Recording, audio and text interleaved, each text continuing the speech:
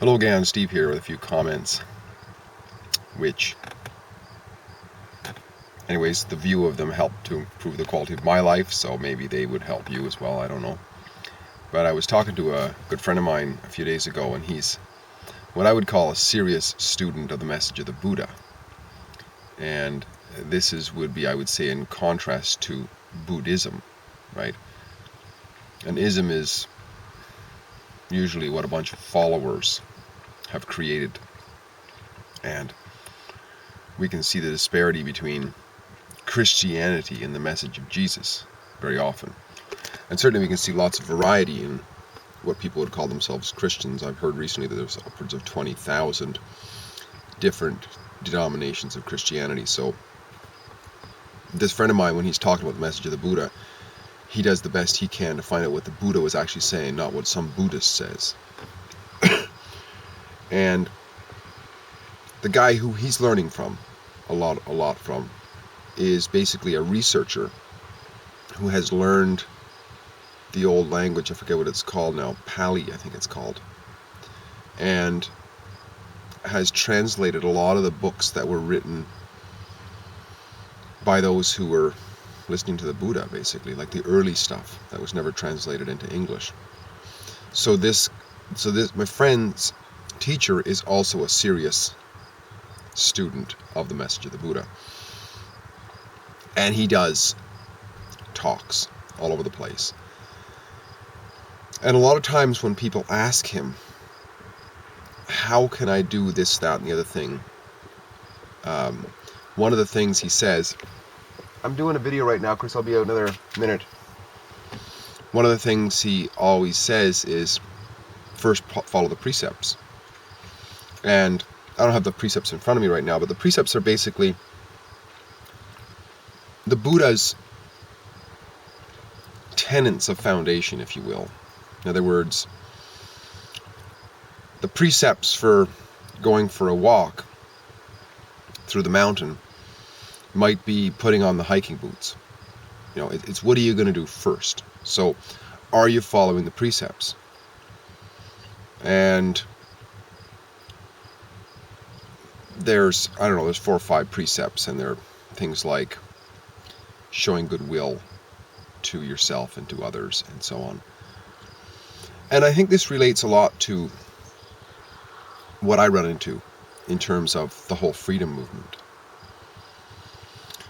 Because a lot of times, and I'm starting to learn how to go about this, a lot of times what I would do is start arguing with somebody, or start trying to put an argument through that is, upstream of the precepts. And my precept for this freedom argument that I have in favor of is a moral issue.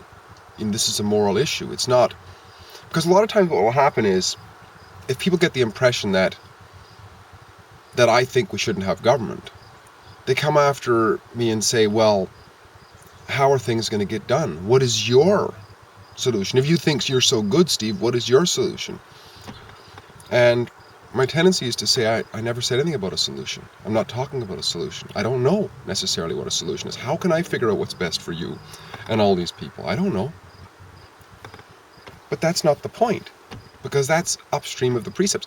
I don't mind having a discussion with somebody about solutions when we at least have an understanding, when they at least say they have an understanding of my precept and a respect for it. And a respect for it is something along the lines is it okay for me to govern your life? Is it okay for me to be your master? And whatever I say you have to do? Well, of course not, they say. Well, I say, well, why is it, why would you think it's okay for anybody else then? Even a group of people that call themselves government. If you have agreed, fine, but if you haven't agreed to something, and somebody comes along and says, well, you have to behave this way, or do this, or pay this, then how does that make any sense? Is that, you don't see it as morally okay for you to do it, so why do you see it morally okay for anybody else to do it?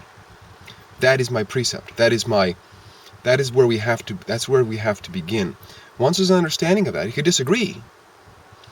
But as long as somebody honestly says, you know, that's a very good point. I never really thought about that, or I appreciate you saying it, and I understand it. I still disagree with it, but I understand where you're coming from. That's an understanding. That's a common. We've had a meeting of the minds.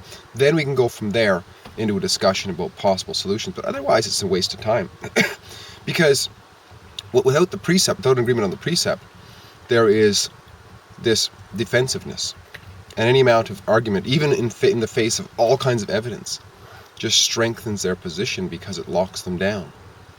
Because the undergirding is still there. There's no addressing of the undergirding of the precept, right? So I just thought I'd share that for whatever it's worth. I think precepts are important. It's like foundation. I wrote a chapter in my book, Free Your Inner Genie, on foundation, and I think it's critical that we have a basis for what we're saying, like a reason we can point to something, boom, and it's something that we can somehow connect with others. If we're going to have discussion about it, anyway, it's good to have a basis, a common denominator. And if a bunch of us feel that we don't have the right to just arbitrarily govern other people, then that's a starting point to ask the question, why does anybody else have an arbitrary right to do that? Something to think about. Steve here again. Great chatting. Talk again soon.